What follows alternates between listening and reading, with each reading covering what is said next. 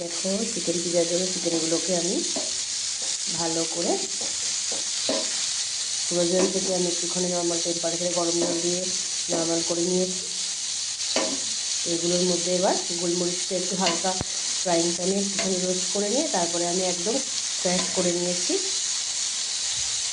আমার কাছে এরকম অ্যালুমিনিয়ামের হামার দিচ্ছে একের মধ্যে আমি করে নিয়েছি।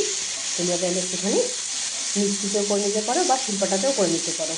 পুরো একেবারে মিহি করবে না, একটুখানি দানা দানা রাখবে, তাহলে মুখে করলেও ভালো লাগবে খেতে। চলো দেখো এগুলো উল্টে পাল্টে একটু সেদ্ধ করে নরম করে নেবো।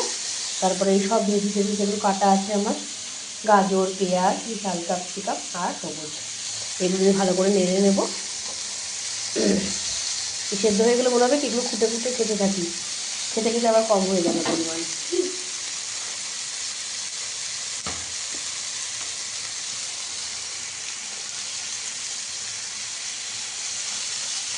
হ্যাঁ এরকমভাবেও তোমরা খেতে পারো, গ্রিন চাটনি বানিয়ে না, যেদিন খাবে এরকম সন্ধ্যেবেলা মনে করবে ইভিনিংয়ে, তো সেদিন সকালবেলা চিকেন আনার পরে এরকম ঘি একদম সুন্দর করে কাঁচা লঙ্কা, আদা, রসুন, লবণ আর গোলমরিচ গুঁড়ো আর একটু পাতিলেবুর রস দিয়ে ম্যারিনেট করে রেখে দেবে।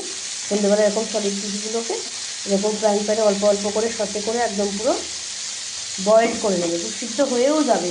এতক্ষণ সকালে রাখো তোমরা 10টা 11টা 12টা টাকা দিয়ে রাখো, আসলে 7:30টার সময় খাও, খুব ভালো লাগবে।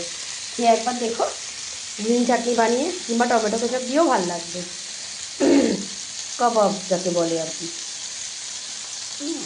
সবাই তো শিখে করা পসিবল না, সবার বাড়িতে সবার পক্ষেও সম্ভব না, তো সেক্ষেত্রে আমরা এভাবে খেতে পারি।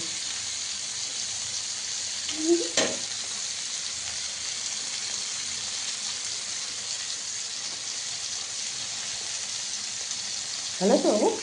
কেমন হয়েছে? চলো আমার মামা একটু ঘরে গল্প করে আসি। টাটা।